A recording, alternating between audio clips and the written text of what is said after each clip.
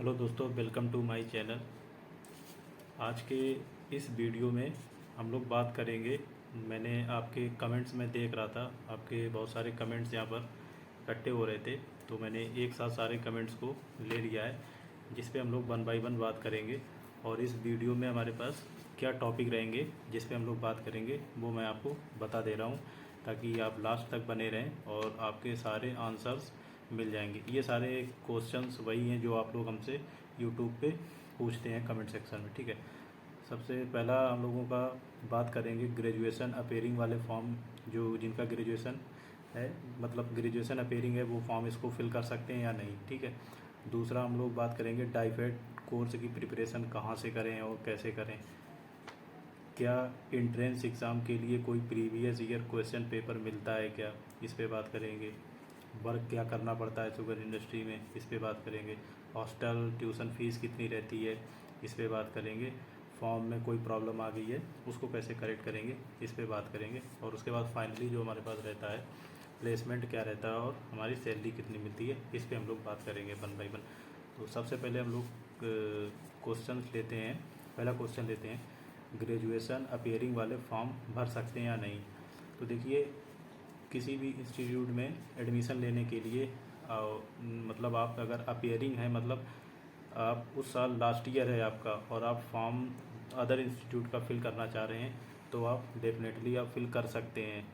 But जब आपकी counselling हो या उस इंस्टीट्यूट में आपसे जब डॉक्यूमेंट्स मांगे जाएं, तो आप ये अपना दिखा सकें कि हाँ मैं ग्रेजुएट हूँ, यानी कि आपके पास बोनाफाइड सर्टिफिकेट या आप ग्रेजुएट हो चुके हैं, उसको काउंसलिंग के टाइम पे आप शो कर सकें, तो आप डेफिनेटली फॉर्म भर सकते हैं। वैसे अपेयरिंग वाले फॉर्म को भर सकते हैं, ठीक है। जैसे ओके, अब सेकंड क्वेश्चन हम लोग लेते हैं दूसरा, डाइफेड कोर्स की प्रिपरेशन कहाँ से करें। देखिए, मैंने एक डाइफेड वाला वीडियो ऑलरेडी बना दिया है, जिसमें मैंने कई सारे टॉपिक्स थे, उनको मैंने वहाँ पर बता दिया था कि सेक्शन वाइज किस हिसाब से हमारे पास आता है और कैसे प्रिपरेशन वहाँ पे मतलब हमें करनी चाहिए, किन टॉपिक्स को पढ़ना चाहिए। Actually I am belong to sugar engineering, not डाइफेड, सो मैं डाइफेड के बारे में डेप्थ में नहीं बता सकता हूँ। आप लोग एक काम कर सकते हैं, एनएसआई की साइट पर जाके उसमें प्रोस्पेक्टस में सिलेबस पड़ा हुआ है, उसमें आप लोग सिलेबस को अच्छे से पढ़ सकते हैं।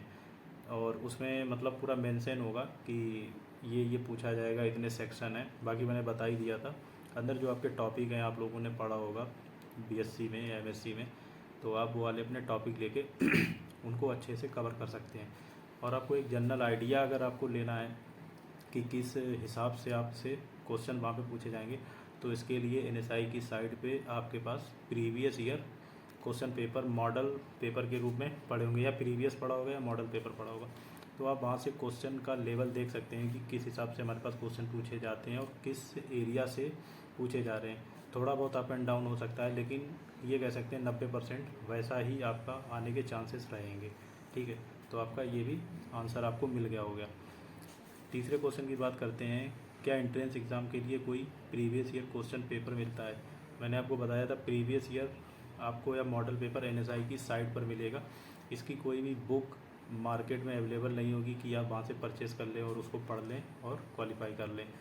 तो आप एनएसआई की साइट पे जाके वहाँ से विजिट कर सकते हैं प्रीवियस ईयर क्वेश्चन पेपर को, ठीक है। तो उससे आपको एक आइडिया लग जाएगा, जैसे मैंने डाइफेड वालों के लिए अभी बताया है। अब क्वेश्चन दूसरा क्वेश्चन चौथा क्वेश्चन हम लोग देखते हैं, वर्क क्या करना पड़ता है शुगर इंडस्ट्री में। देखिए, शुगर इंडस्ट्री में वर्क सबके डिफरेंट डिफरेंट होते हैं, ओके। जिस हिसाब से आप कोर्स अपना करके जाएंगे उसी हिसाब से वहाँ पर वर्किंग भी अलग रहती है।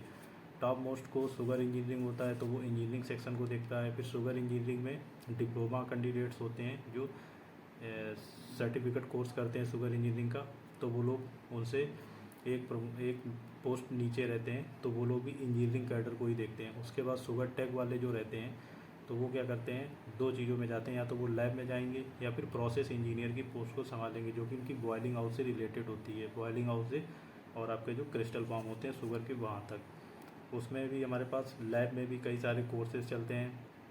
तो वहाँ पर क्या होता है, जैसे आप में लैब में आपको जूस की क्वालिटी को चेक करना है, और जो हमारी शुगर बन के आ रही है रॉ शुगर कितनी है, उसका पीएच चेक करना है, कितना हमें SO2 मिलाना है, कितनी हमें डोजिंग देनी है, ठीक है, कैल्शियम कार्बोनेट की। ये सब चीज़ें वहाँ पर एक केमिस्ट डिसाइड करता है, यानी इंजीनियर केमिस्ट। तो इन चीज़ों पे हमारे पास कोर्स चलता है। बाकी जो आप कोर्स करेंगे तो आपको वहाँ पर शुगर इंडस्ट्री में पर्टिकुलर सेक्शन होता है, डिवीज़न होता है, आपको वहाँ पर रखा जाएगा। तो आप उस हिसाब से अपना काम वहाँ पर दिया जाता है। जनरली अगर हम लोग बोलें इंजीनियर कैडर में, तो मोस्टली हमारे पास काम क्या रहता है, मेंटेनेंस का रहता है, और नया कोई भी इक्विपमेंट आता है उसका इंस्टॉलेशन का रहता है। बस इतना काम रहता है, ठीक है। उसके बाद एक क्वेश्चन ये आ रहा था, हॉस्टल और ट्यूशन फ़ीस कितनी रहती है। देखिए हर साल हॉस्टल और ट्यूशन फ़ीस इंक्रीज़ हो जाती है। तो इस हिसाब से आप जब उस पर फॉर्म आपने आया होगा, एप्लीकेशन फॉर्म आया होगा प्रॉस्पेक्टस में 2024 वाला, तो उसमें आपकी उसमें फ़ीस लिखी होगी कि आपको इतने DD बनवाने हैं, ट्यूशन फ़ीस इतनी पड़ेगी, हॉस्टल फ़ीस इतनी पड़ेगी। फिर भी अगर आप ट्यूशन फ़ीस और हॉस्टल फ़ीस दोनों मिक्सअप करके देखना चाहते हैं तो ये आपकी 75 के ऊपर ही जाएगी। नेक्स्ट क्वेश्चन ये है, फॉर्म करेक्शन। अगर आपके फॉर्म में किसी भी प्रकार की कोई प्रॉब्लम आ गई है भरते टाइम पे, या कोई भी दिक्कत उसमें आ गई है, कुछ भी प्रॉब्लम XYZ हो गई है, तो आप एक काम कर सकते हैं, NSI की साइट पर जाके वहाँ पे कांटेक्ट कर सकते हैं एजुकेशन डिपार्टमेंट में। तो वो लोग आपको बता सकते हैं वहाँ पे सॉल्यूशन एग्जैक्टली कि आपको क्या करना होगा, और आपका फॉर्म वगैरह सही हो जाएगा। इसमें कोई डरने वाली बात नहीं है। अब हम लोग लास्ट क्वेश्चन की बात करते हैं, प्लेसमेंट और पेमेंट कितनी मिलती है। देखिए NSI से कोर्स करने के बाद ये तो 100% है कि आपका प्लेसमेंट हो जाएगा। अगर आप प्लेसमेंट नहीं लेना चाहते हैं, कुछ होते हैं कि बिल्कुल आप ठान लें कि मुझे प्लेसमेंट नहीं लेना है, तो फिर आपका प्लेसमेंट नहीं हो सकता है। वैसे यहाँ पर 99.99% आपका प्लेसमेंट होगा, 100% प्लेसमेंट आपका होगा। और प्लेसमेंट के टाइम आपकी पोजीशन, आपका वर्क एक्सपीरियंस, क्योंकि आप पहले कहीं काम कर चुके हैं उसके बाद यहाँ एडमिशन लिया है, या आप फ्रेशर हैं, तो उस हिसाब से बहुत से फैक्टर होते हैं, वेरी करेंगे आपके प्लेसमेंट के टाइम में पेमेंट को डिसाइड करने में। अगर आप as a fresher post graduate diploma course की बात करें तो आप ये मान सकते हैं कि इन हैंड आपको 35 प्लस आपका पैकेज होगा, 1000 पर मंथ। यानी आप अगर ईयरली बात करें तो 4.25 या 4.5 के आपका एबव ही जाएगा।